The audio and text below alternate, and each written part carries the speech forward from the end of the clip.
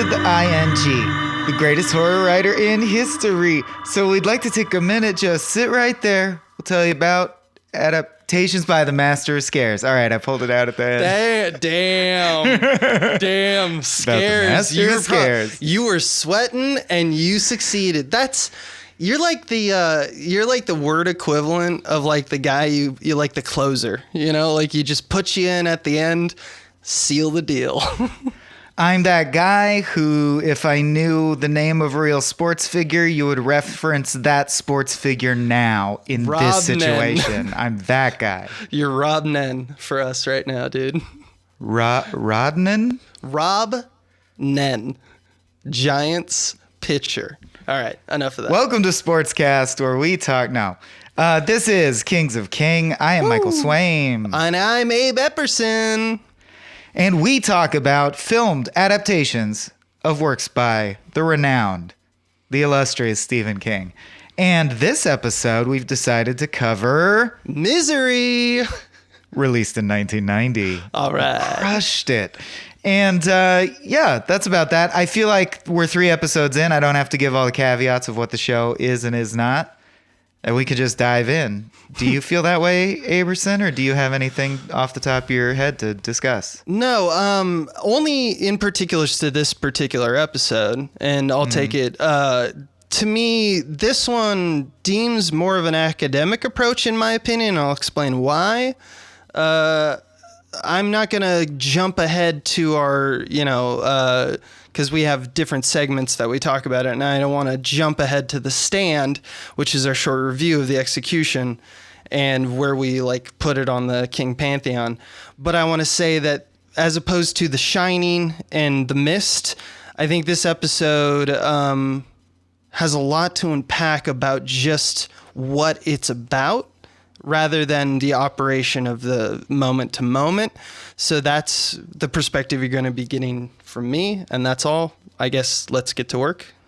Although I think it's fortuitous we picked it, because as I watched it, I think it bears a lot of comparison to The Shining, more than I remember. Absolutely. And it starts with MIS, as does The Mist. So we got 3/4 of the title of our second episode in. Like, it's kismet. You see what I'm saying? Yes. This was meant to be, and I'm your number one fan. So let's get into it.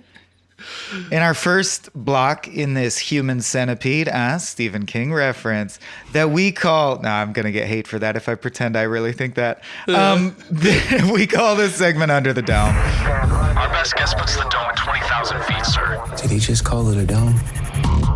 You think we might be stuck in here a while? It's an elevator synopsis of the movie. It's a domed synopsis. It's under the dome. I like to imagine an elevator that is itself a dome. Yeah. And you're under it.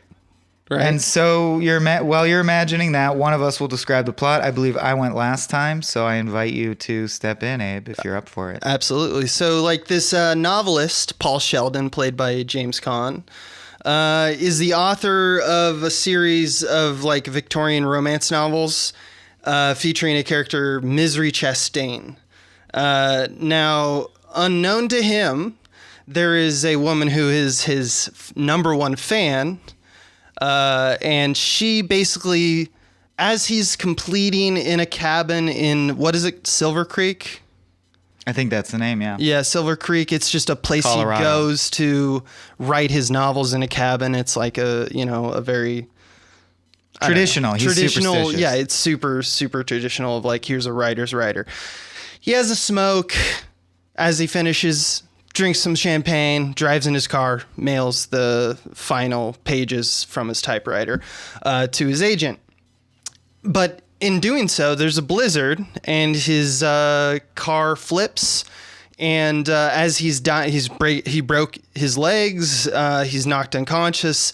And while that happens, Kathy Bates basically comes up and saves his life, takes him back to Although, her sorry home. to interrupt, very important point. He doesn't mail his manuscript to his manager. Well, he's en route That to was do his so. intent. That Yeah, was but he his said it intent. like he achieved Oh, it. no. That's just key. In transit. Yeah. And her name is Annie Wilkes, and she basically is number one fan. Basically attempts to Stockholm syndrome him, but kind of fails. Like, I don't know if we're going to get into it, but like more or less he's bedridden with broken legs and a dislocated shoulder. And as her background is nurse training, she basically takes care of him and basically puts him through the ringer. What she does is she day to day asks that he write his next novel, reads his novels. We kind of get through this, getting to know you phase where she realizes that he's not quite what she expected because she's in her head made a version of him that is perfect. And she basically tortures him and breaks his legs again. And he's trying to get out the whole time. That's the basic story. It ends with him killing her essentially by getting out of his wheelchair, knocking her over the head with a typewriter, and then after she comes back from that short unconscious state, pegs her with a paperweight of her pig, I believe. Whose name is Misery. Whose name is Misery. And then all is back to normal, I guess. Although we do get a epilogue where he kind of says like, oh, I kind of grew through that. And that's another interesting thing about this that I want to unpack. Didn't you want him after he delivered the killing blow with a bronzed version of her own pig for him to just say, "That'll do, pig," before passing out? Right. 'Cause I sure did. Reference to if he had just gone after this whole ordeal, "That'll do, pig," and then he laughed to himself and went, "Good reference," and passed out. And then he goes, "Writing." Yeah. Hashtag writing. Yeah, that was a good man. That was a good man. So yeah, that's Under the Dome for you. Mm-hmm. They just tunneled out, so the plot fell apart. The dome is permeable. I like and that means its simplicity. I like that this movie is just kind of like, all right, so it's a torture situation. You gotta get out. Okay. Well, it's a granddaddy of a subgenre of horror movies, I would say, in that sense, because we've since had The Fan, The Fanatic, the new one with Fred Durst. It's like one of the earliest, and it's not the earliest because there's, Sunset Boulevard is arguably Straw Dogs. The same. Straw Dogs. I don't know if you're a fan of someone if you just want to rape them. I mean, you're a fan of their body, I guess, but... Well, it's not, I guess, yeah. I mean, specifically a fan stalking you, and it goes true. too far. There's a bunch of those now, and this is one of the earliest really impactful ones. And keep in mind, of course, that it was a book even before that. And it's Stephen King writing about a writer writing, so it's definitely self-referential in a major way, and we're going to get into that. And I want to touch on that briefly in our next segment, Skeleton Crew. Something in the mist! Shut the doors! Shut the doors! Which is the name of a collection of short stories, which is why you're not aware of it if you only watch the movies. And in our podcast, it's about the creative team and any interesting behind-the-scenes trivia. I don't have any particulars in terms of behind-the-scenes stuff too much. I do want to, we're obviously going to talk about the director, the screenwriter, and the DP, right? Because they were like billed with equal weight to James Caan and at this time the unknown Kathy Bates. So I think of this segment as where we establish that information that we will be referencing. So yeah, Rob Reiner directed, and I think to fit him in your head in the cultural zeitgeist, he's one of the Reiners. There's Rob and Carl. I'm Googling real quick to make sure he's the one. Did he play Meathead or did Carl play Meathead? Wait, who's Meathead? All in the Family, the son. Oh, I believe that's Rob Reiner. Rob Reiner. So that. Meathead, a.k.a. Michael Stivic, the son on All in the Family. It's a weird pull. Not the guy who said stifle Edith, but the guy who said, "I can't believe this racist dude's my father-in-law." That's how you intro Reiner? That's Reiner, dude. That's how the world came to know Reiner. I believe All you. in the I Fam. know. But I mean, he's much more popular. And then later, he directed a bunch of movies. Yes, a bunch of movies, including... Name some. This is Spinal Tap, When Harry Met Sally. A bunch. I'll have what Rob Reiner. In fact, this is right off of When Harry Met Sally. So he is in his like sophomore director days, and he has just created a mega hit romance comedy. Which this sort of is in its own twisted way. I don't know. Yeah, and this is sort of a bottle episode of a movie. So James Caan is Paul Sheldon, and you know him if you've seen him. He's got frizzy hair, and he used to be in all the movies. And he carries it versus the person who really carries the movie, Kathy Bates, who was a revelation in this film. It not was her debut necessarily, but launched her a certain portion of her career in a big way, brought her to the forefront. Special appearance by Lauren Bacall, who's already very famous, but was just sort of hanging out to be the manager in the movie, so there could be a larger world. That's the cast. And what I wanted to say about the crew and or Stephen King's work itself, which is this is also the dumping ground for stuff where like behind the scenes stuff that's going to come up in our thesis or what have you. There's a lot of speculation, and I couldn't find. There's so many interviews with Stephen King and so many articles and sources. They don't all agree with each other. So I don't know if I'm absolutely correct that he's confirmed or denied, but it seems pretty apparent. And the popular story goes that this book in a big way is about his own struggles with addiction, with substances.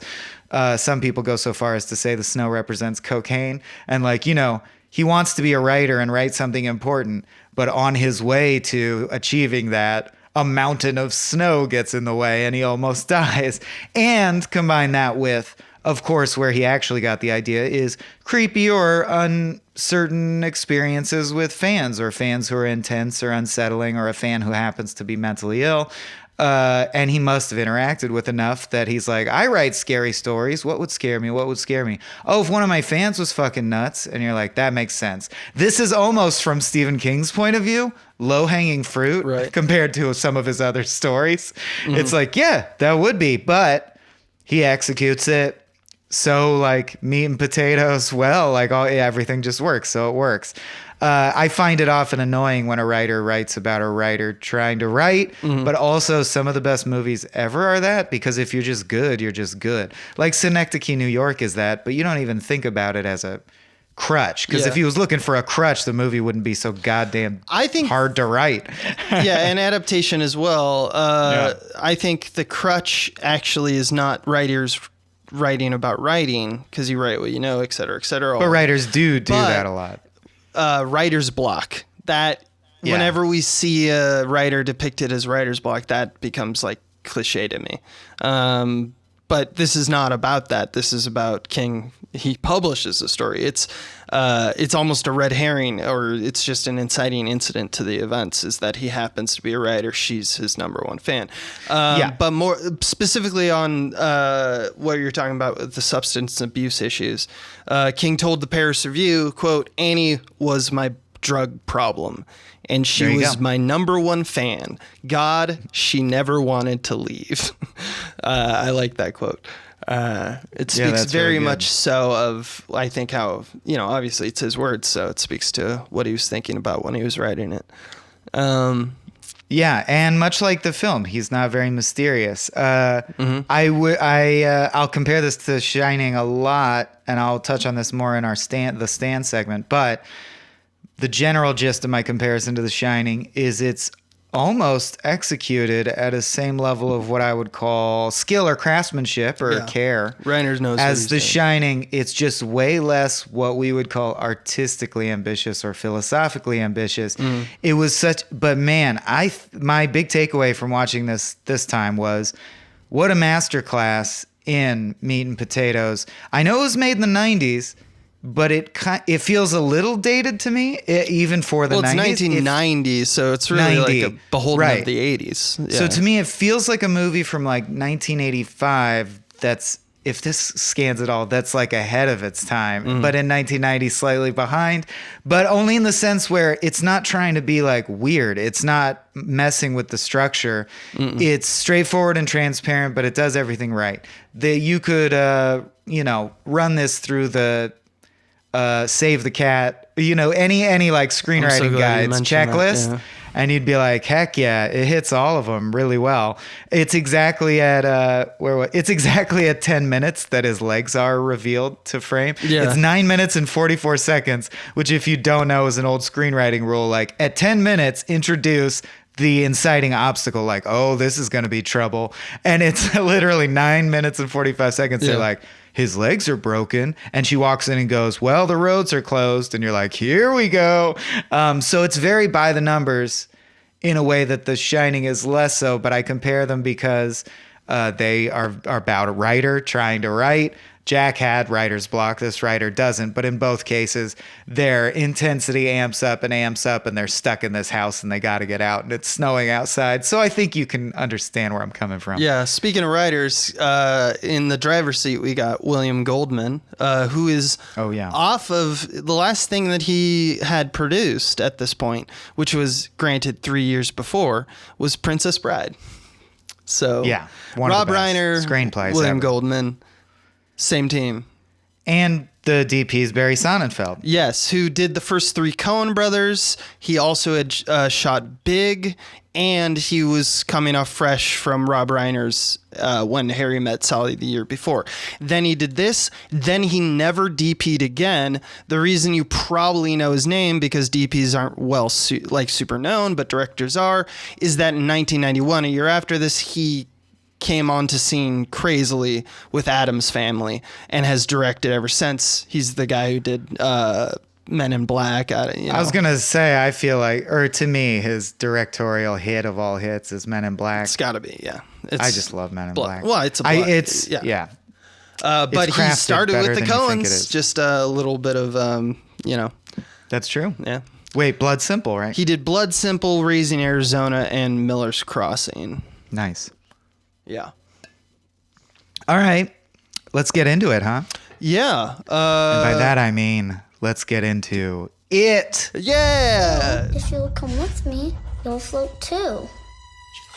You'll float too. You'll float too. Scene work, themes, and symbology. Yeah. It is what it is, which is, so we're like, now we just talk. If you listen to our other show, One Upsmanship, this would be analogous to Game On. Mm-hmm. Yeah, so did you have any overarching, like on this rewatch, did you think any thoughts that were new or anything like, oh, this puts into perspective a lot different from what I thought this movie was about? Because I did. I'll tell you, Abe, not at all. And that's why I have a film analysis podcast. No, I totally did, especially because since I've watched this, I have drank in secret, admitted it to my loved ones, and gone to AA and stopped drinking. So my own little journey of substance abuse, it's one of the superpowers of going through any trauma is now things on that theme are richer. Yeah. I was watching it going, oh yeah, man. Oh, I get that. Hell yeah, dude. That resonates right there. Yeah. And I think also interestingly from our perspective, I've met crazy fans at Cracked. I've had scary fans, and the haunting image at the end, whenever I've watched this movie before, I was like, yeah, it's just that horror thing where the zombie hand comes out of the grave, right? It's scary. Don't forget, it's still scary. But this time, having actually had some scary interactions with fans who are mentally ill, it actually truly horrified me because I actually keyed into really thinking about it and imagining and projecting myself like, yes, if a fan, when he's like, oh, it's fine, sometimes it comes up, but I think I'm over it. But it's like, you wouldn't be, dude. This guy will... Because he knows that he's famous enough. I mean, he's a novelist, but he's famous enough that one crazy person built her whole life around his work and then broke his ankles with a sledgehammer. So who's to say he's safe anywhere in public that anyone can see him ever? It's just a very invasive... The where he would feel unsafe, which is almost any public place, was terrifying to me. It's like at the end of Jaws... Man, what an ordeal, but should you survive, it's optional to ever be near a shark ever again. But it's too late. He had this series of hit novels what's he gonna do? If there's another Annie Wilkes in the universe, too bad for him. I hope he doesn't run into her. So that really got me. And I have a lot of other stuff, but you sounded like you had a more cohesive, overarching one, so go for it. No, I mean, like, let's unpack that just because, like, if there's anything else you want to talk about, because I think that is exactly what, like, it's exactly what he was talking about. It's interesting because King would only sell the movie rights to Rob Reiner because after he did Stand By Me, King would only allow Castle Rock, Reiner's production company, to get involved with Misery if he produced or directed it. So having done so, he was supposed to direct it, and like it was very precious to Stephen King. You know what I mean? Like Misery is, as he said, one of his top 10 favorite film adaptations, which, you know, is kind of saying a lot. I mean, I think top 10 now, I think when he wrote that, it was probably in the early 90s. So there's been quite a bit of update, but like he's had a lot of stuff made. And he says, quote, "In the early 80s, my wife and I went to London on a combined business pleasure trip, and I fell asleep on the plane, had a dream about a popular writer, and it may or may not have been me, but sure to God it wasn't James Caan." So he had disagreements with it, and that's something that in this podcast we'll talk about a lot, is that Stephen King often is very vocal about like the presentation of his ideas through the film medium.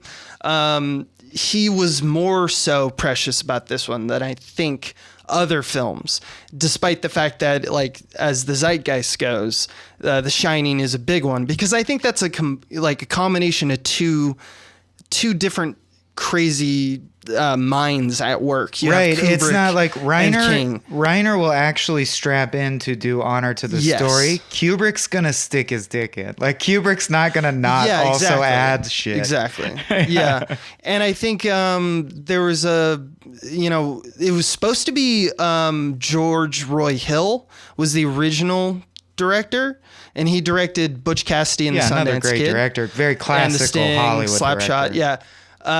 And he basically changed his mind because King was not a nightmare to work with, but he was just like, I gotta have the scene where an axe comes down, because in the book, it's not a sledgehammer to the feet; it's cutting off his feet.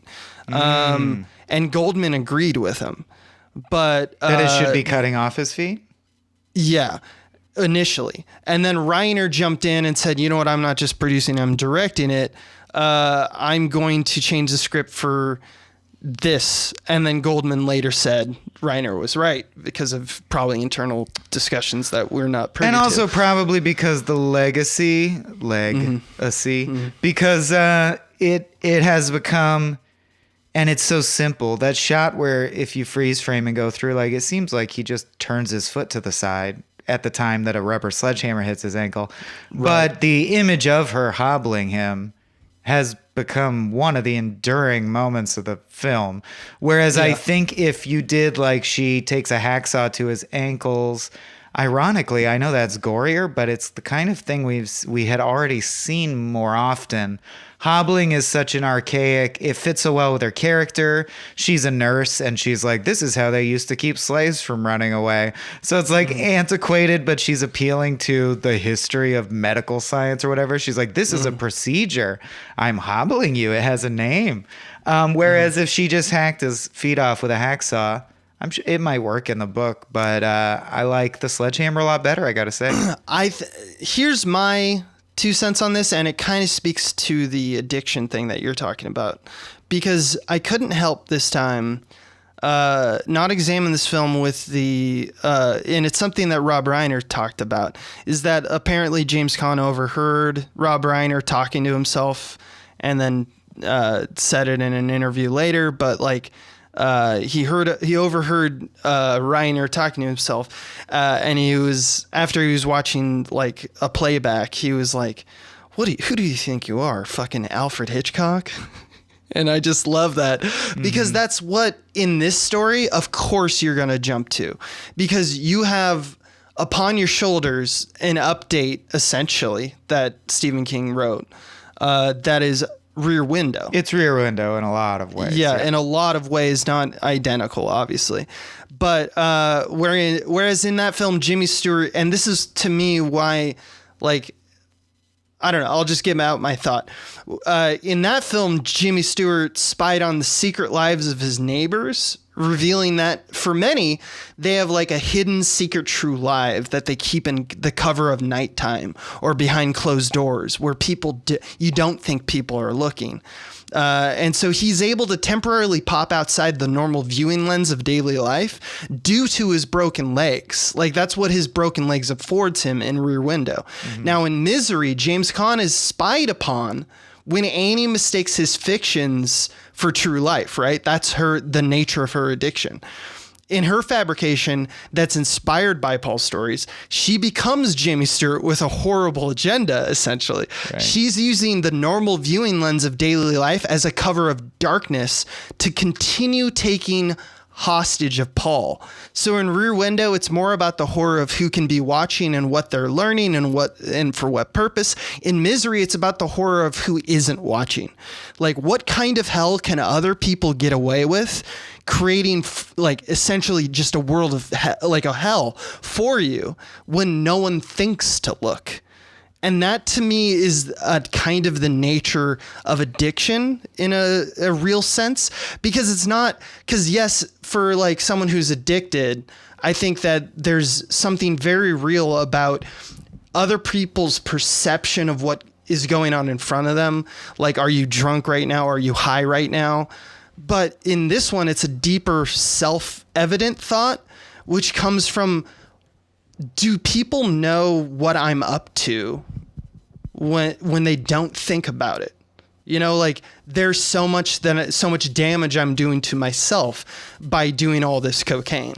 And I think that is kind of like and I think that Rob Reiner kind of felt like he had to put those on his shoulders, and he felt like Hitchcock said this. King is going through this huge thing right now, obviously.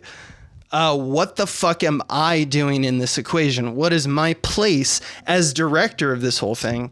How do I do that?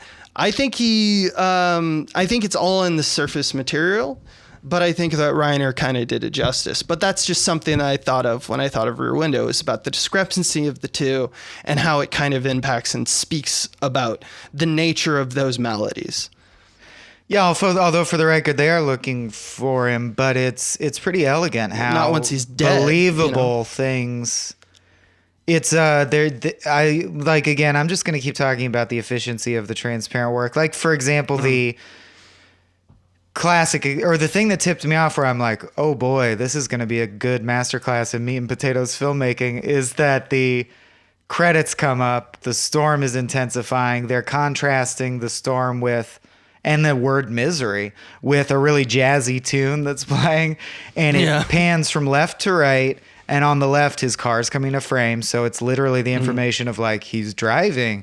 We see a road sign that has the windy curves ahead thing getting like over dusted with snow, so it's like, windy road with snow in front of it. And then he starts to peel out, and they take the time in editing to have him grab the wheel and look like he's going to regain control, but his manuscript starts to slip away. He reaches for it and he crashes. So they're like, he couldn't give up the book, or he could have probably steered out of the skid. And from that moment on, I was like, everything's going to mean something. It's going to be not that hard to decode, but it's going to be there. And it really follows through with that, so much so that I do think, like, I would have to argue that Rob Reiner is doing honor, like you said, to he's not just, Annie Wilkes is not just substance abuse. Because there are movies like Less Than Zero or, Train Spotting. Like, you can talk about substance abuse. You can even anthropomorphize substance addiction as a humanoid creature. That's all well and good. I don't think this is only doing that. Annie Wilkes also is a crazy fan. Specifically, I think, supposed to be depicted as like extreme bipolarism and potential borderline or sociopathy where she can't empathize with other people. But Absolutely. definitely the mood swing thing, which is very chillingly rendered, where she goes between euphoric thinking Paul will come around and marry me, and he'll write a book in my honor dedicated to me for saving him. I will become the light of the world, she says. So it's this delusions of grandeur, and then coupled with, man, I love, and it's Kathy Bates' delivery. I'm sure the direction was there as well. But when she's depressed, she chose to do flat affect depression, not crying depression. And I find that so much more chilling. Like when she goes, I've got a gun. It's got bullets. Yeah, same. I think That about scene is using great. it. I think I'll put bullets in the gun. She's so tempered. And he goes, and she goes, yeah. she goes, once for you, once for me. I'm going to kill us. That's the plan. When she reveals, like, that's my delusion. This is going to end with murder, suicide. He goes, it's absolutely my favorite scene with her. Yeah. Like, it's where he best goes, performance. but then you'll never find out the ending of the book. And I love you now. Don't you want to be together? And I love that even in that gonna moment, be the gone. euphoria doesn't come back. She goes, God, Paul, I love you so much, and walks away. And you're like, it's still creepy, even though he's going from downtrodden to getting the He's upper hand. You're terrified. Yeah. Yeah, it's because it's like you're trying to install an emotion to this moment. You're wrong. This He's trying to moment is play already her. taken me. And Yeah, she can't be exactly. played because her emotions are beyond logical comprehension. That was one weak point, or I don't know. It could be believable, but I thought it was interesting that from square one to square end, Paul Sheldon's tactic is always to gaslight her by pretending he likes it, which is a pretty narrow range of tactics. I could see you doing many other things. For example, he never tries the tactic, like he never calls her out. You know what I mean? In the early phases where she's just kind of creepy, he never says, Annie, this is kidnapped. Never. He just says stuff like, yeah, that's good, Annie. I do love you. Yeah. And he's immediately playing cat and mouse with her. This is minor and I like the movie, so we should move on. But I did feel that like it's like he's aware they're playing cat and mouse a little earlier than is realistic. Whereas I think some people would say he never says the classic line, excuse me, what the fuck is going on? You know what I mean? He's just immediately I'm embroiled in a game of cat and mouse. But it's fine. That's super valid. And I don't actually, because I also had a note on the intelligence of the main character, because I think that what you just said is super valid. I do remember, like, when we talk about films, we usually talk about like the bed you've made, right? We talk about like, all right, well, you're in this now. This is the choice that you made in this closed system. And I remember thinking to myself when I was watching this, like if I was in this situation, like we all often do with horror films, like what would I do? I love that King does respect his characters more than conventional screenwriting tactics, because take for example the pill scene where he's in bed and he's like hiding the pills, and he's basically like, well, okay, you're hiding pills now. If she finds those, she'll know you're a liar and she'll probably kill you. So I remember immediately thinking, because it's been a while since I'd seen this movie, so I'd forgotten about this small detail. I remember immediately thinking, empty the capsules, eat the pill shell or skin. Yeah. What do you call whatever that is? I love how King and Goldman kept that intact. Don't over-explain or have him talking to himself or have the audience witness him, quote, figure it out, like so many TV and films today. Like you just see him get the paper, open the pills, taste the powder to see if they have a taste so that he can poison her later or knock her out later, which ends up failing. Put them in a paper sleeve that he can like put on his body. Realize that he has to hide the pill remnants, and just realizes that he can just eat them. And it all happens in less than a minute. You know his plan, what he's thinking, how he's actively problem solving with all those inserts and just a single shot of James Caan's face. Yeah. That's efficiency.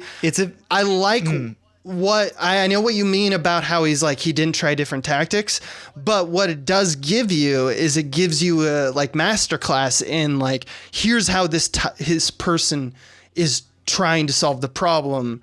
Let's give time to that kind of thing. Yeah, and King doesn't always play that game. He'll play it again, notably in Gerald's game, where she's stuck in bed as well. And there is a lot of silent action of her figuring out a process of how to solve a problem.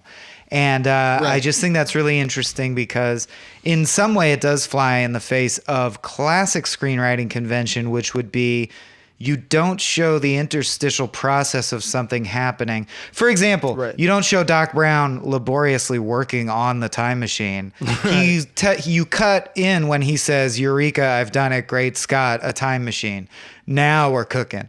Like, you always cut to now we're cooking. Yeah. But I have found that, or it's really compelling when a filmmaker has the confidence to and pulls it off, delve into the minutia of how process itself is interesting, especially if you do the other thing that it hurts to do, which is not explain it. Trust the audience to silently figure out what they're thinking. It is not classically what a screenplay should be doing, because two other modern things that I think really embody this spirit, and you see it even less today.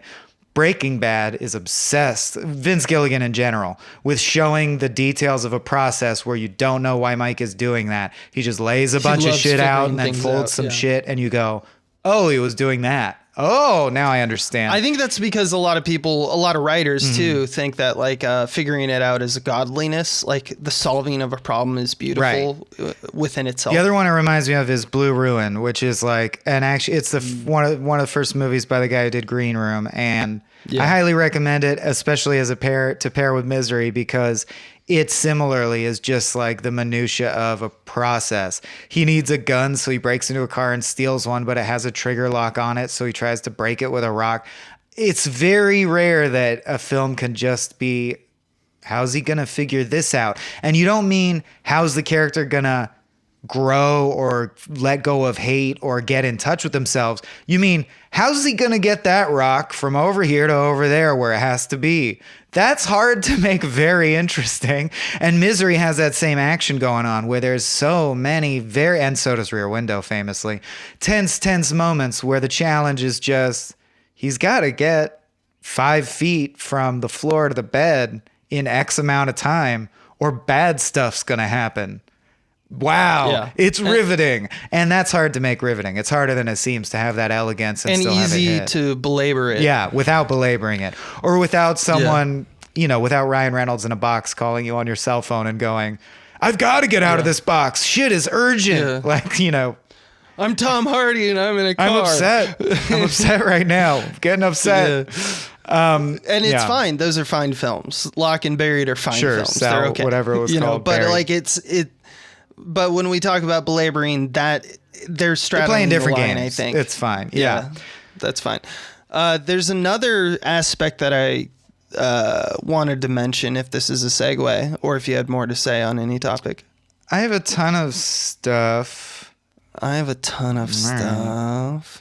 you'll interrupt it, so you may as well go. Or I mean, like the flow diverted back to you. Go ahead. I guess it's true that I win. So I want to talk about, and hopefully it's like simpatico with something else you were talking about, is about the female horror villain. The mating habits of toucans. And talking about how Stephen King presents this story and the conversations that occurred after it in film criticism world and, life. Of feminism versus misogyny. And so there's a lot of interesting things going on here, and there's a lot of sad things going on here. First off, female horror villain. Don't see a lot of them. Bates kills it. Let's get that out of the way. It's not a feminist film, however. If anything, it's the opposite. In the timeless sense, it's important to show that women taking different roles, and this film is seminal in provoking this conversation. But in the sense of the operation of scenes, we never really take Annie's perspective, right? Again, that's her mental illness is not treated as a tragedy. She's just treated as a crazy motherfucker you better get away from. I hope she dies soon. She's too crazy. Yeah. And again, a caveat. One can argue you don't really see Leatherface's perspective because it's a horror movie, not a movie about the trauma of mental illness, which is a valid other kind of movie. Right. Right. And also, unlike Chainsaw Massacre, we exist in Annie's domain the entire movie. It's a single location, a home, which is curated for all, not just her captives. She displays the world. Like, to me, this is like, while hiding a huge trespass in plain sight, it's her home. There's papers that piqued my interest, including there's a... Carol Clovers had this paper. She's kind of a well-known critic. Men, Women, Chainsaws, Gender in Modern Horror Film, and another paper I read called Imagining the Worst King and the Representation of Women. And the theory is basically this, that in Misery, all the oppressive forces that like basically repress Paul Sheldon are female. It's mostly two, obviously, Wilkes and Misery, the fictional character. It's arguable. We haven't mentioned that Bacall, theme, just so you can follow along. It should be mentioned. He hates the character Misery that Annie Wilkes loves because it's like his Animorphs or what have you. It's all he's written. And he really wants to write something new. So if you haven't seen the movie, the reason she flips out at the midpoint and it really amps up to torture is she finds out he's planning to kill Misery off, and that is unacceptable to her. Go on. Go on. Well, one of the things that the paper also argues is that Lauren Bacall, a.k.a. Marcia, his agent, takes advantage of his paycheck. I agree less with that claim, as I literally think that Lauren Bacall does absolutely nothing wrong in this film. From her perspective, she's getting a writer published, doing her job. He accidentally dies. She follows up. She calls the police, and yeah, she does it. So I don't know if. But I think that the argument is that like it's about the female trespassing into the male domain, and I think money and like self-empowerment is kind of something it's trying to take the wind out of the sails of being a male-centric thing. So that's fair.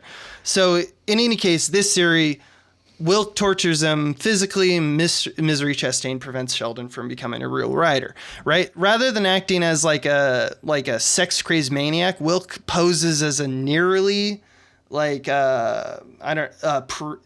puritanical kind of housewife. Yeah, I love. She's also she a former says nurse. It's very reminiscent of Hurricane Nettie, the classic Simpsons episode. Exactly. She's part of what makes her scary is you can feel the seething rage beneath her, and in fact, you find out she's killed many people and taken over aspects of their lives. And her thing lately is killing babies. Like for the last 10 years, she's killed as many babies as she can. So she's like, and you can sense that she's capable of violence all the time, but she thinks swearing is uncouth. So she says like, when she like threatens to kill him, she's like, "I'm sorry, I made you feel oogie."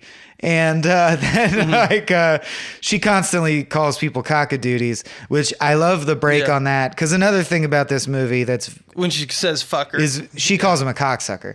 It's when they're actually fighting to the death. She says, "Fuck you, eat shit, you cocksucker." It's like obviously. She was capable of swearing. She murders babies. Like you knew that was in her. And so by showing the restraint, it's like the mask is off. How do you know this crazy person's ramped it up to 11? She's saying cocksucker. She always said cockadoodie up till now. And I love, this is a classic maneuver that is very Hitchcockian, is the film does what so few horror movies do these days. It shows so much restraint. It doesn't feel that it's hostile rules. It's about torture. I got to show a guy's balls get cut off in the first 15 minutes to deliver on the promise of the premise. No. They don't play that game. They got your money. You're watching the thing. It's a thing.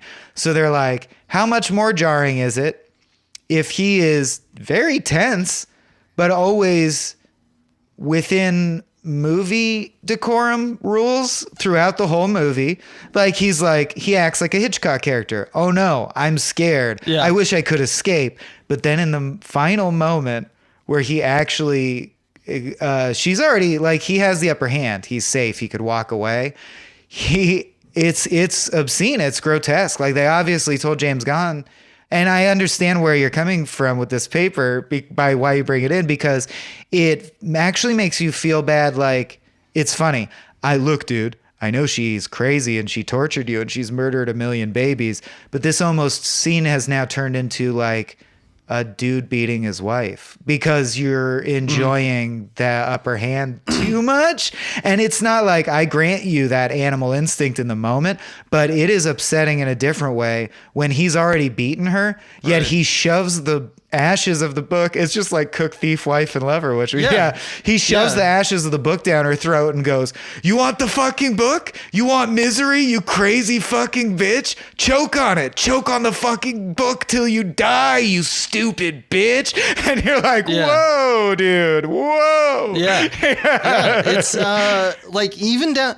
No, it's and I want to unpack this because it kind of speaks to like King. Like, is it known or is it unknown in the writing of these words? He's obviously a male writer, and even the like baby deaths thing, like even that signals to me like he's choosing this interplay between domestication and gender. Oh, in every way, she's a black widow. She's the doting wife who killed her husband, then became the doting nurse who kills the babies she cares for. You're right. It's all about violating. It's reversing what's expected of a domestic woman. She's going to do the opposite. Like a male dominant horror usually depicts physical dominance in like all regards. Annie can do these things, like you said.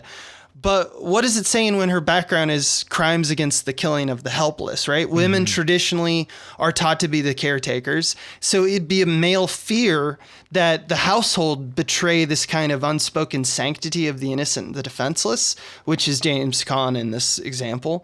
And the babies. Yeah, it's specifically scary that she's a female nurse because it's all the movie is definitely. I would not go as far as to call it misogynistic, but there's no question that it's written by a male. Like the male gaze, it's sympathetic to a male's understanding of navigating the world, because what you're scared of is, you know how every time you have a scary thing in the hospital and you wake up, those female nurses are so nice. What if one was evil? That's scary. Yeah, exactly. And it's like that's from a male point of view by default in some way.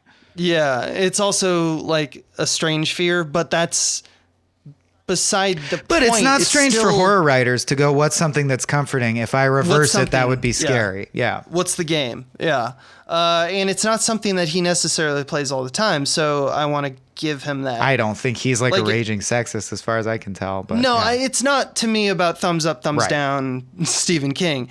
It's more of like, what's the work doing? And so if her associations are with like healing, because she's a nurse, and it's not like the pain and business, like, you know, like a Texas Chainsaw Massacre or like an American Psycho, you know, where it's like male dominant.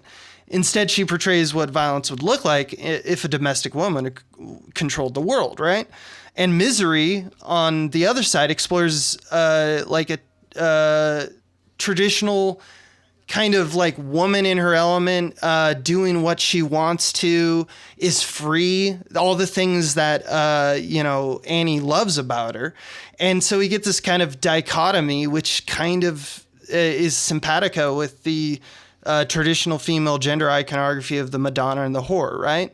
Right. So, like, this movie is very concerned that women are gaining power in areas where they already have it. It's just like, that's very strange to me, which kind of brings us to marriage. Like, the emphasis of control of Sheldon's creativity throughout the film is also another thing. She's literally telling him what to write because she doesn't like the profanity. It's very, very, like, concerned with marriages or the idea of like a man letting a woman dictate what things are and how that affects men.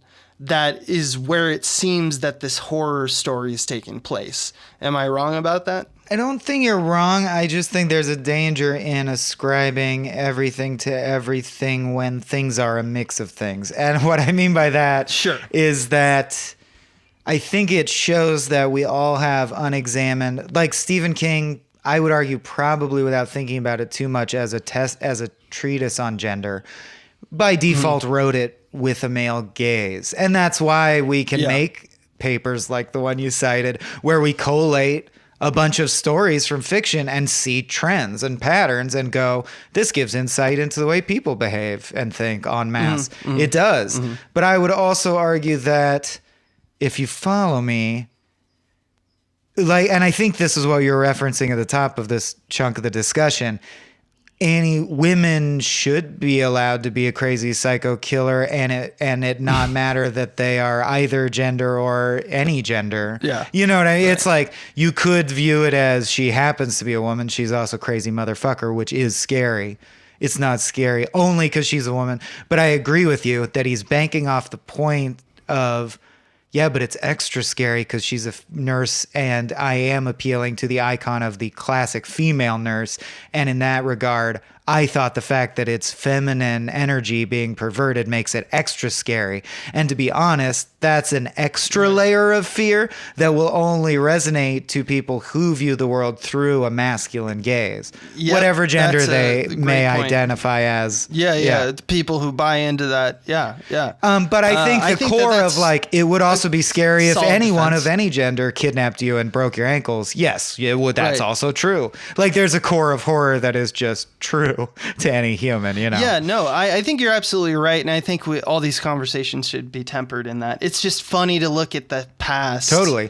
Or not, maybe funny, but just like interesting to look at the past when you like see like, well, everything is product of the things that came before. Well, similarly, and it feels like this movie is in the 80s. You know, yes, it does very much feel like that. And that's also what made me wonder, so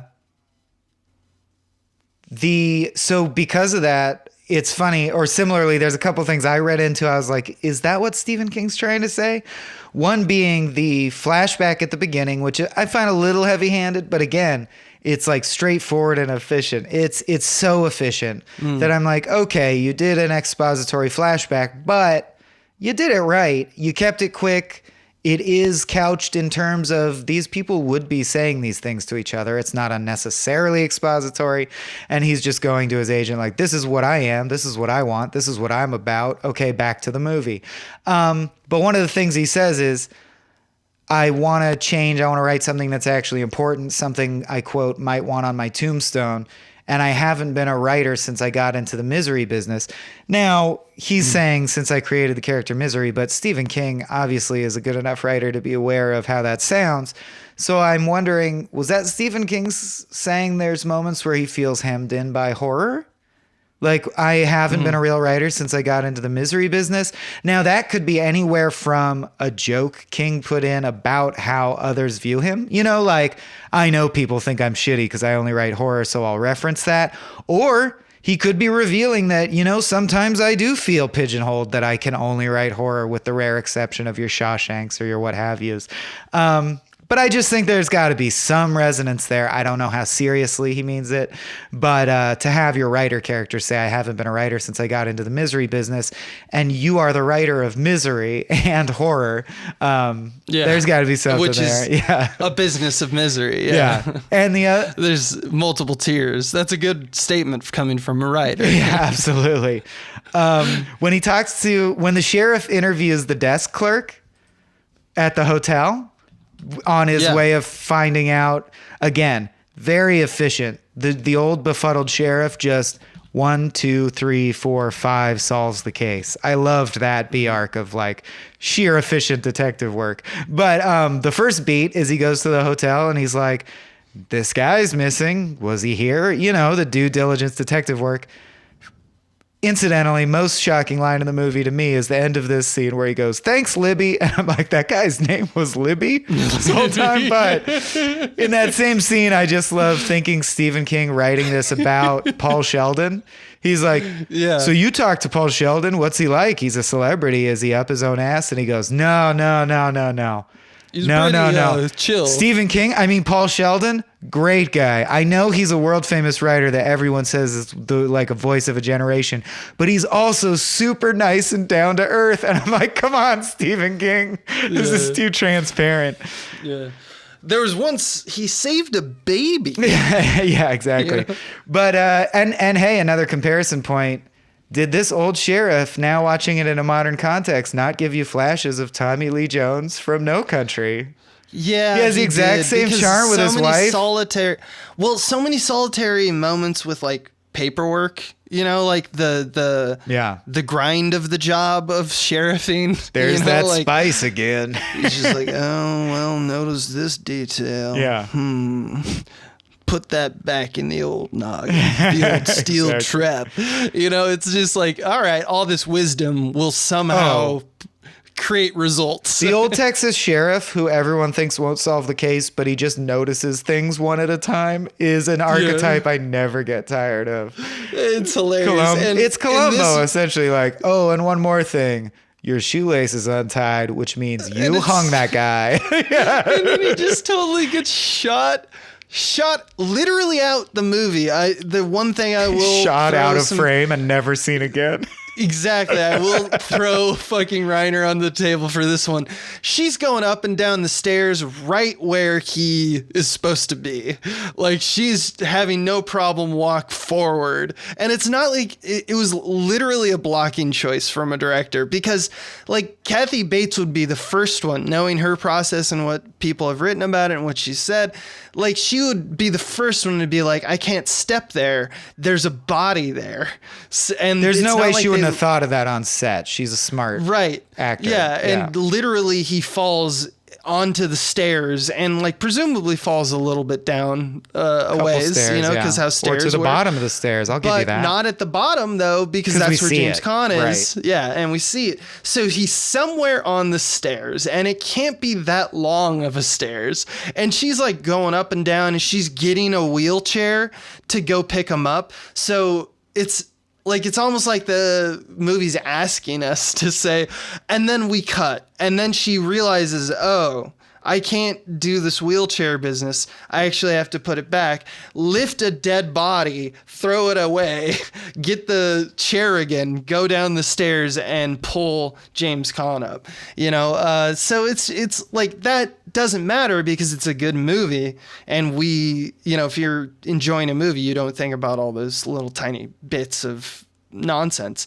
But it is something that I was like, man, they really didn't want, like, once he's dead, that's all we need from him, and all of his plot lines and all the real estate that we put in this movie is just to show that Annie Wilkes will go this far for Paul Sheldon being her like the forced husband. And yet, in a way, that's what's funny is, and well, you start to realize, oh, okay, she's equipped for this. You're like, did she just spontaneously get this good at doing this? And it's like, no, she does this. Right, no. But this is like her big fish. This is a guy she never thought she'd get to do this to, which she feels like God delivered this to her. But I do think it's notable and interesting how she's not sophisticated. And I guess that just plays into the idea that he feels like his art has become stagnant. But the ending that he writes during the montage that she loves is so transparently stupid that it's like the plot from that Futurama episode with the royal jelly. She's like, she comes in when he's writing the fake version leading up to his plan to actually kill her, and she's like, oh, I Paul, love how you did this. It's brilliant. Yeah. She was dead. And I love the part where she's like, you can't cheat, you can't retcon, which is so internet. That is exactly what a fan would say. You can't retcon. No. You have to go from she's dead, they buried her. How do you take it back? This is how it goes. And he's like, oh, Paul, it was brilliant that the bee sting she has a rare allergy to, and it put her in a coma, and she only seemed dead. And I'm like, it works. She thinks that's brilliant. These books do suck. Like, if that fits in with that book, that's a shitty plot point. Yeah. And she's like, and how amazing that it turns out she's descended from royalty. I always knew she was royalty. I love that he's just writing like jerk off motion fan service shit for her. Yeah. Like, whatever, dude. I know exactly what you'll like. Here's this garbage. Right. Yeah. This is just Stephen King went to Comic-Con. Yeah. Yeah. It's like, I love that little dig on fans that Stephen King is doing there. It's like, that's all it really is, right? And like, I love that doesn't need to be anything more than that, but it's perfect for what it is. Also very similar to The Shining, the thing that lets someone finally know, oh, this person's crazy, shit is popping off, is typing paper. And it's that, in this case, it's that she purchases it. Although it's just interesting how these elements swirl around. This also has a shot of repeated words on a page, but instead of Jack as a dull boy, it's fuck, fuck, fuck, fuck, fuck, fuck, fuck, which I think is actually underrated as a companion moment to All Work and No Play Makes Jack. That fuck, fuck, fuck is great because they show his face first and his expression is very bizarre. You're like, what could he be typing that's making him make that face? And then it just shows that he's just been typing fuck, fuck, fuck, fuck, fuck, fuck. I'm so fucked. Like, yeah. Fatigued of thought. Like, what do I do? Yeah. It's but I just love that the page the sheriff solves it because of like a literal paper trail. Both newspapers and she bought paper. And he's like, this proves the case. Yeah. Not to mention the books are, the key to it. Hey, like and Stephen King famously still writes on a typewriter. If Paul Sheldon had kept up to speed with people and written on a home computer, he wouldn't have fucking got his legs broke, dude. Mm-hmm. She would just grab the computer and he'd be fucked. Well, and she wouldn't have leverage over him because when she grabs the manuscript, she's like, I'm going to burn it. And he's like, fine. And she's like, I know for a fact this is the only existing copy. And he's like, rats, you got me. It is. Yeah, that's true. It's like, what are you going to do? Burn my typewriter? Because you need the typewriter, Yeah, exactly. And that's what the computer would Well, be. and they'd make little hints of her being unsophisticated. She calls it Dom Perignon. She watches the dating game obsessively, which is just like trash TV that's fun to watch. It's interesting. Mm-hmm. Those little touches are so interesting and very few. Poofs. Yeah. I think I think that's just another subtle, not so subtle. Like fans King are dig on dumb. Fans. Sometimes fans are dumb. I'm not saying like everybody. I'm just saying like the dumb fans will do this. And we're like, that makes sense. Well, and if you were talking about what's the fan from hell, it would have to be a fan that ends up causing you terrible trauma. But another aspect would be it would have to be a fan that loves your work for all the wrong reasons that actually you go like, no, that's not what I was trying to get across at all. You make me feel like I wasted my life writing. So she's the fan from hell in that sense too, Yeah. She loves his work because you have to be a fan by definition. But when he goes, you love it. Oh, great. So my writing's made an impact. What's the impact? She says all this shit that he's like, that's stupid though. I wrote it at all. I hate this. There's a lot of symbology in this movie as well. I thought that like there's something honest and humble to me, not to sound up my own ass in terms of like when you write a story, you want to make it of a few parts as possible, like consolidation of theme, it doesn't have to just become one thing because you need conflict, but like there's only a few like actual images in this movie as opposed to any other type like horror movie where there's like a knife and but it's like there's locations and locations and locations. There's a bunch of things that help people get in and out of scenes. This talk about efficiency. There's like a typewriter, a paperweight, a car, pills. Like there's on my one hand, I can put all the things that he tries to utilize in order to get himself out of the problem, or someone else externally is using to get him and freedom. King is great at that, which is one of my favorite horror / thriller games, is a well-established toolkit of like let's say the protagonist, a 14-year-old girl, and she's being chased by some kind of monster on her way home from school.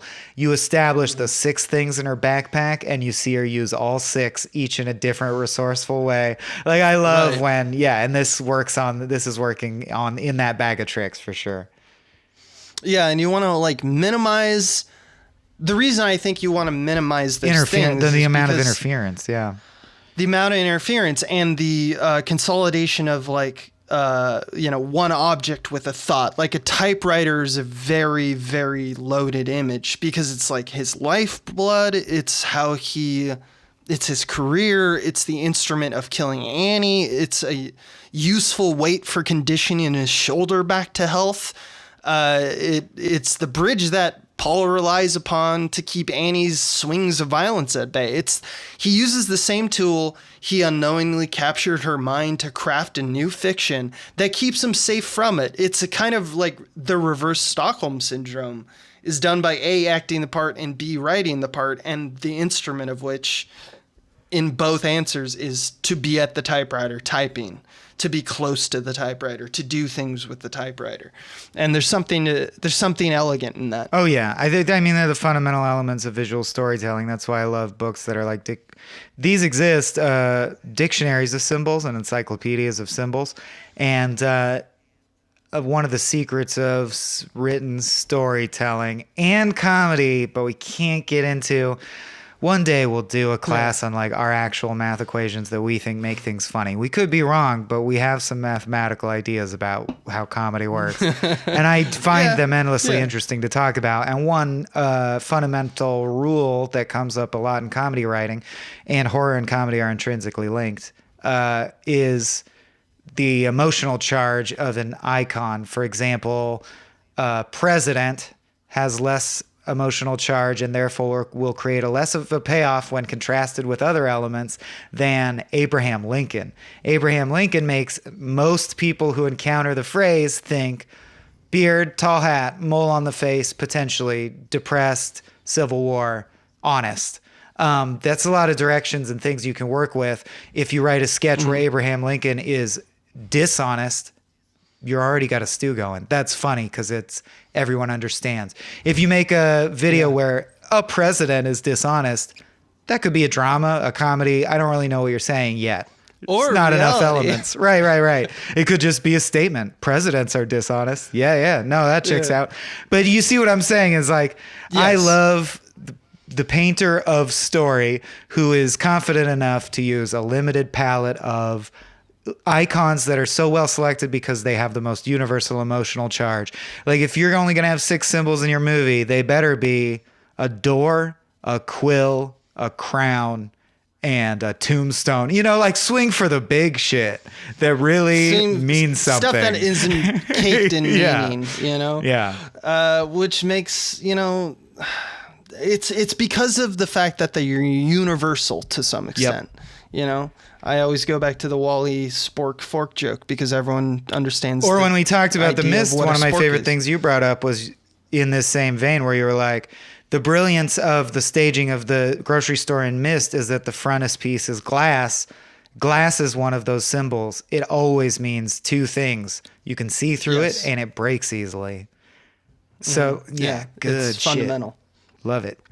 Yeah, he understands that. And that's, I mean, going back once again to Hitchcock, I hate to repeat myself, but it's so important it deems repeating, is like he famously talks about why before making Psycho, he was like, what's the film that you want to make? He's like, I've always wanted to make a film like about a horror scene in a bathroom because there's nowhere you're more vulnerable, because he thought of the shower and the toilet, and just because of how the 50s are. I was going to say it has way toilet- more impact in the 50s than it would now, because at that time he's saying, you know, that room we all pretend doesn't exist in film universe? I'm going to show a murder in that room. So you'll feel doubly violated because it will be the first time you're seeing a bathroom in a film, and you'll be like, and it's they can put cameras in the shower now? We're doing this now? Yeah, it's great. I remember as a kid being talked down from after seeing Jaws, like as a pretty small kid, probably earlier than I should have. Remember going like, I don't want to go into the swimming pool. Right. There's Jaws in there. And they're like, and my brother said to me, he was like, no, trust me, Jaws can't fit in there. He's so enormous. And that worked. And that was like supposed to like put me at ease, but all it did is make me more terrified of Jaws. It's just like one of those, like even a kid can understand. And it's like, I think obviously this isn't for kids, so horror, you can play with a wider range of objects and iconography and emotions. So a paperweight of a pig named Misery, or a typewriter, or a car, or pills, definitely serve as, you know, a simple symbology for multiple things. Yeah, totally. Yeah. This film, I'm glad we took a kind of academic approach to it, because I think it deems it almost in a way more than Shining, because I think Kubrick's superpower is that he is so able to evoke images that do everything for you. They're like a postcard for, you know what I mean? You know, like, boom, there it is. And everyone just immediately understands. I think Reiner is definitely got like he's got what it takes to show you it in pieces. But sometimes he can't like necessarily land it like Kubrick. I mean, who can? So Kubrick may be of a higher Just also think tier Kubrick's of juicier. director, but No one screams in this with the sheer animalistic impact of Shelley Yes. Duvall screaming and Yeah. shining. I am not saying he got it by honest means, but nevertheless, The Shining is on film and exists. And I would say, and Jack's Right. craziness, intense craziness, like Kubrick pulls out truly harrowing. I always felt like James Caan was an actor going really hard and doing a great job. Shelley Duvall, you Right. can tell something weird's going on. This person's actually in distress. You can feel it from the footage. Yeah. Right. And that's not to say that I wouldn't. I mean, we kind of jumped ahead to The Stand, which is the section where we talk about a short review of Execution and where Exist on the Pantheon. But I would love to see Shining at this time made also by Rob Reiner and penned by William Goldman. You know, that would be fucking That would have been amazing. good too. They would have done a different It would be thing. so different too, right? And yet there's But so many anyway. similarities. Though a sheriff gets taken out very similarly to Halloran structurally. Mm-hmm. It's like the same technique where you're like, here comes the cavalry to save the day. Never mind. Nope. Yeah. Yep. Yeah, walk away from this and Yeah. it resolves itself somehow. In a way, in a very like in both movies, it happens in a unexpected and like kind of primal version of how things tend to resolve themselves. How do they resolve? They die. The problem dies. Yeah, exactly. You know. All right, you dirty birds. I think it's time Mm. for final thoughts and then The Stand. I do have a couple final thoughts. Yeah. If you Hit liked me. this movie, I highly recommend Come to Daddy, to you, Abe, and to all the folks at home.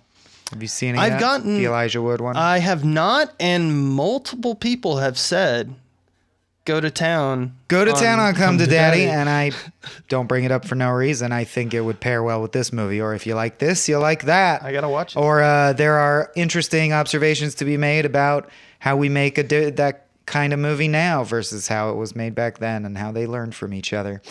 But I won't spoil it because you didn't buckle into this podcast expecting Come to Daddy spoilers. I thought it was funny that the sheriff is a very good sheriff. I mean, he solves the crime. But at no point does he tell any other police what he's thinking, what his hunch is, who he thinks did it, or that he's going over there to confront her right Right. now. And he's an old man. Couldn't he have gotten some backup when he went over to confront her? In fact, it's like basically mentioned in the film. Like he has problems getting up and down snow, Yeah. which is obviously hard, but obviously he's old. But I mean, so- fuck you doing, dude? Like, come on, man. Yeah, that's all I got. Yeah.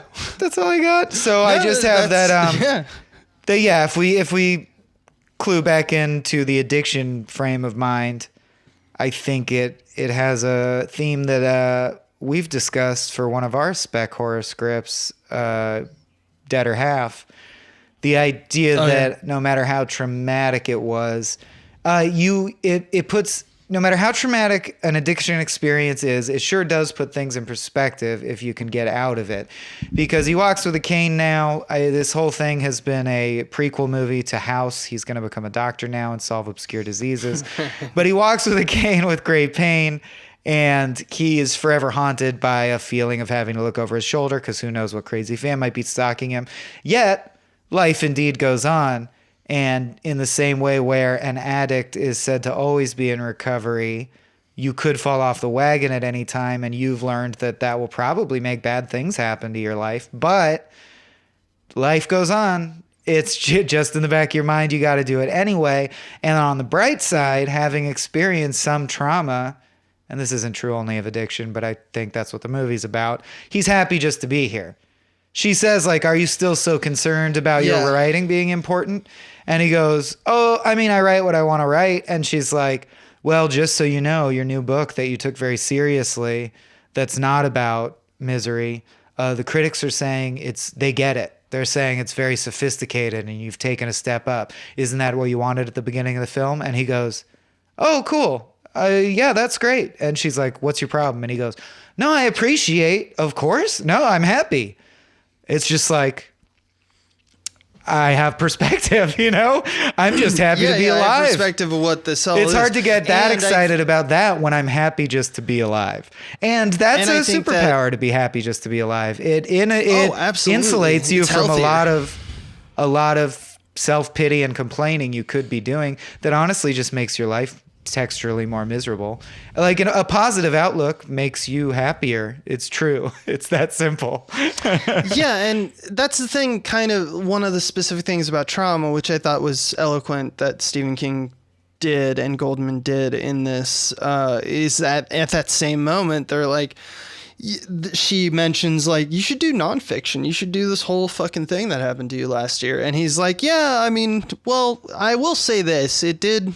I'm, you know, in a strange way, as he's seen Kathy Bates literally being, like, walking up to him, he's like, I think it helped me. And then, and I think it's part of that is that self, like, kind of realization or actualization that's happening in James Caan in terms of, like, yeah, it made me kind of that wake-up call, but it's also just, I think what he's saying there is that by having this whole ordeal, I realize what the world is and what the stakes are and what matters and what doesn't. And so now I have in my head, I realize that anyone is fucking crazy. Right. And that's something. So it's yes, he is waking up. Yes, it's all good. Yes, he perceives it as good, but it's also like, you are fucking through trauma, dude. Like, you have gone through an ordeal. You now came out of that ordeal thinking the world is a certain thing now. Right. He's not putting the pointers back on and going like, is that reality? Was I a part of a very specific nuance of reality, or is this commonplace? Whether you, the viewer, will perceive that as like, oh, that is a good realization or not, that's up to you. But like, ultimately, he is doing that. He's kind of just falling out of one worldview into another. That's all most of us can do. And it's kind of like a deep thing to say, even though he wasn't Stockholm syndromed, in the end, he still is, because that's how all of us deal with trauma. Interesting. Well, he's not Stockholm syndrome in the sense that he was not drawn into her delusion, but he does say something that she, if she were alive, would love to hear him say. She's everywhere. Which he says, well, he literally says, and in a way I wrote it for Annie Wilkes, that whole experience did help me. And he's not saying she meant to help me, still fuck her. But it did help me, which is just weird when you think about it, because I'm sure she would love to hear that, but fuck her also. Yeah, and it's because trauma strengthens you. Because in the same way that she hated, like, I just don't like all this profanity, you know, she wanted it a certain way. He's writing his own life and giving a real estate in his brain to her. Based on a fiction of his instead of a fiction of hers. She would hate it, but of course, well, he's not going to tell the story the way she viewed it. Certainly, yeah. If the only thing that mattered was that I occupy your mind, you did it. you know, like, just like any traumatic experience would. And I think that that's something that, like, to carry, that's why I think that when James Caan kind of gives a smirk when he does that, that's what leads me to this being like basically a Twilight Zone ending, right? Because it's like, yes, the horror immediate has been deferred. It has been sent away.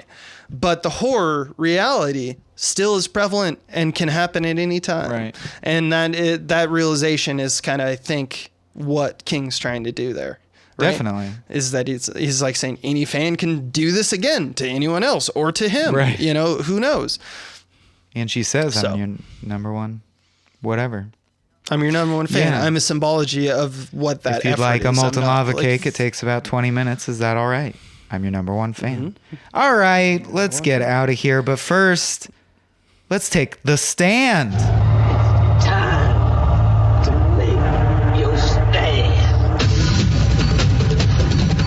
Your Honor, I'll allow it. The stand. This is a very short segment at present, which will get longer and longer. I can't wait for like episode 85. Because I don't know about you, but I plan to always list my full list and just let it get along. So for now, it's been easy, but you're right. I have to kind of find a system that I put on my notes. Because ultimately, I do want us to end with our unique list of what we think is the definitive ranking of Stephen King adaptations. And for me right now, well, we've only got 3 right now. Should we say them at the same time and see if they're the same so far? Yep. All right. Yep. So number 1 is The Shining. Number 2 is Misery. Number 3 is The Mist. Shining, Misery, Mist.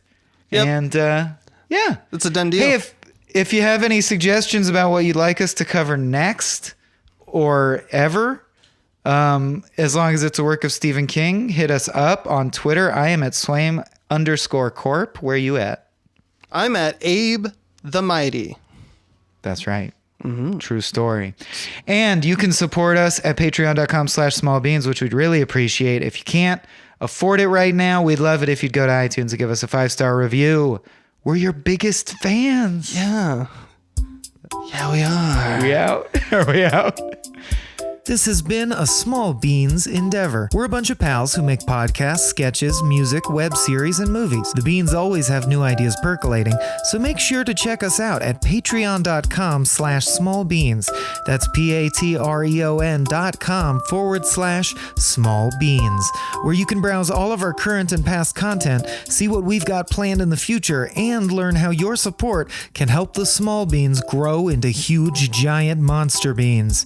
If you enjoyed this content module, please like, rate, subscribe, or tell a friend about us. We love you.